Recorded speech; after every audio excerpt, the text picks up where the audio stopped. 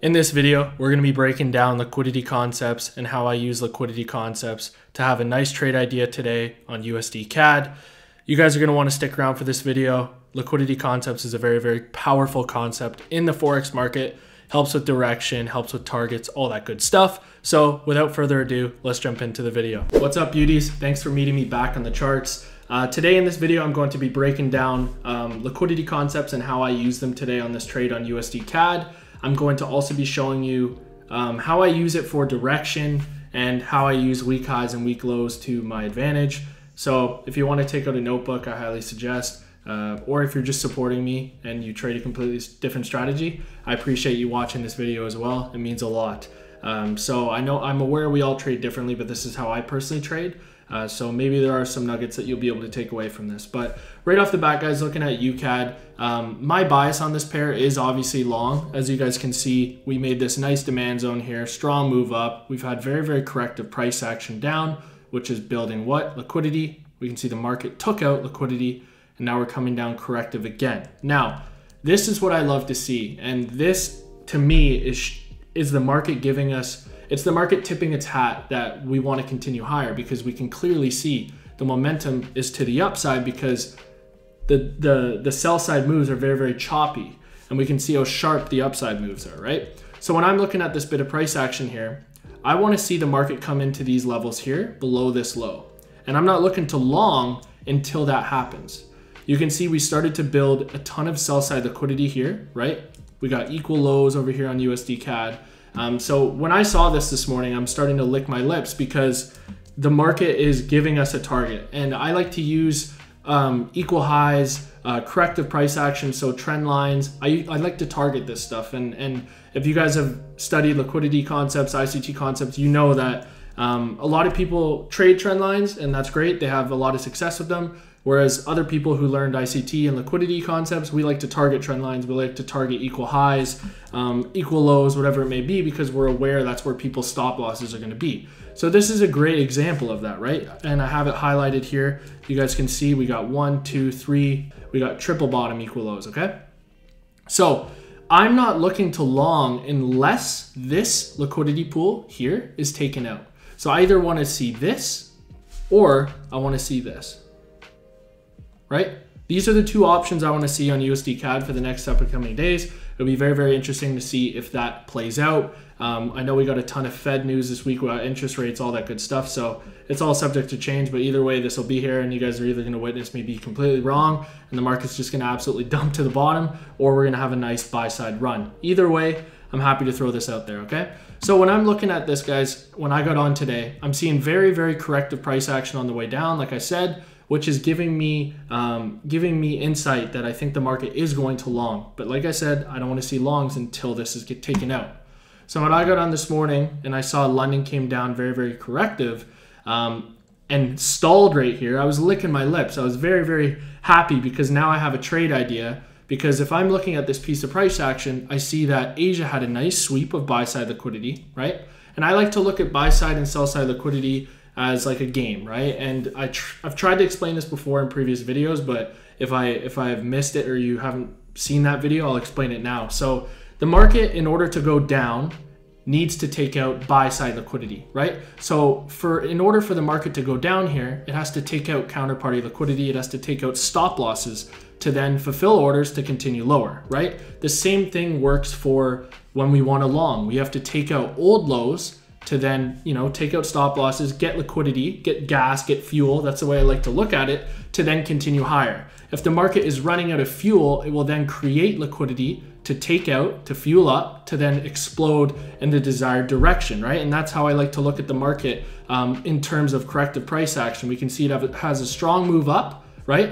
It needs gas, so what's it do? It starts build liquidity. It'll come into a discount, take out liquidity, and then head higher, and has planned all this liquidity to be there for that explosive move, right? So when I saw we failed to break this low, all I'm looking at is we got a nice target for today, okay? So now that I have my target and I'm thinking that the US dollar is going to be weak until we take out this area, I'm looking for unmitigated areas of supply. I'm looking for unmitigated order blocks in a premium of this leg from here to here that I could potentially look for shorts to take out this low. So when I'm looking at this right now, I can see that we have a nice 15-minute order block right here, right at the daily open. When I jump down to the 5-minute time frame, I can see that, oh my God, we have even more liquidity here to sponsor this order block, right? When we look at this order block, we popped up, we took liquidity to the left, touching this daily open, which is something we love. I'm not going to teach much about the daily open. If you guys want to look into that, it's an ICT concept, so you guys can just literally look up ICT daily open. So this is an area of interest that I was looking at, and you can see that we also had a ton of buy side liquidity building, which is perfect, right? I want to see this. I want to see this below an entry. If I'm looking for shorts, I want to see some sort of liquidity below my entry, below my POI. It only validates it to me, because I like to say, if you don't see liquidity, you most likely are going to be the liquidity. And all I'm hoping for is this low is continuing to stay. If I fast forward this, you can see that news pushes us right up into this area, right? So now that we're in this area, I'm game. I'm starting to look for opportunities. I'm starting to look for bearish order flow to change, right? I'm starting to look for order flow to start doing this, right? We have the move into here. Now I just want to see lower lows and lower highs to then look to take out this low. Once this low is taken out of the market, I'm not looking for sells anymore, because the objective has been met. And once we take out this low, we're more than likely going to rip to the upside to take out opposing liquidity. And when we look at this, look at all this opposing liquidity here, right? It's just fueling the market for when we take out this sell side pool, right? So let me just clear that up. Let me just drag this over. I'm trying to go as quick as possible without going too quick. So at this moment, I'm on the 2-minute, I'm on the M1, I'm on the M3, and all I'm looking for is a break of structure, right? I want to see the area that caused the move to the upside break and fail. So that's already happened. If you wanted to use the M1 time frame here, you can see that this order block here caused the move up. We then had a break below it, right? So you could call this a break of structure, because this is the low that went and caused this. This is an internal low, but due to the fact that I'm playing the higher time frame here, I'm okay with targeting this low, right? The area of interest for me was this order block right here. It was an M1 order block, and I believe it was an M2 or an M3 order block as well. Let's just let this play out a little bit longer. So boom, we tap this order block here, right? So now we're in my area of interest. I'm just gonna drop to the M1 time frame here. You could use the M3, like I said. So let's just stick on the M3 for just this purpose. Now what I'm waiting for, guys, is an additional break of structure here, right? Showing again bearish order flow. So like I drew before, we pop into here. Then I want to see the market start to create lower lows and lower highs, showing that bears are starting to control. Bearish order flow is starting to get in control, right? So I want to see a break of structure of this low right here. Okay, so I'm just gonna play this out. Boom, you can see that we have a strong break of structure below this low, right? Now, what do we also have? We have liquidity below my entry. Same thing on the higher time frame here, applies on the lower time frame. So we've had a shift of momentum. You can see we're starting to create lower lows and lower highs. Now, I was looking at this beautiful order block right here on the 3-minute time frame. If we look on the M1, it was a very, very nice order block as well. Now, hear me out. This is where I got missed. I originally put my trades at the imbalance, okay? I usually put my trades about 50% of the imbalance, and I would have had my stop loss just above here, just above this high, targeting all the way down here, okay? For a 1 to 5, went even more than that, okay? But what I've been testing lately is using the order block, and well, we can see what happens here.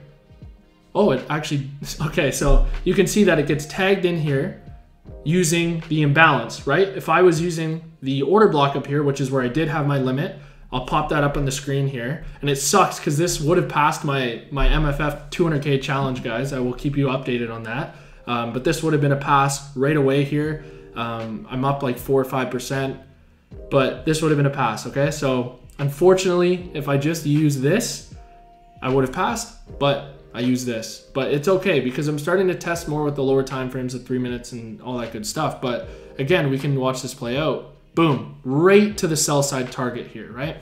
Now, imbalance entries are great because then you're not over refining. But again, I was just kind of testing things out, but you guys see the power of this, right? You see the power of liquidity.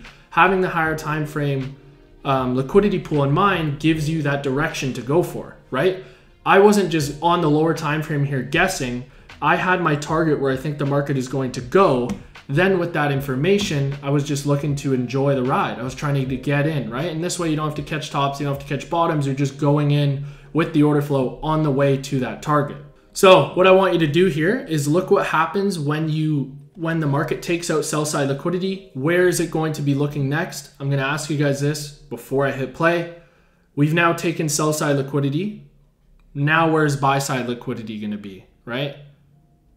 Right? Where's it gonna be? Well, it's gonna be above this high here. It's gonna be above these highs here. And you can see that's literally exactly what happens, right? We take one, then we go and look for the other, right? So that's what I mean by,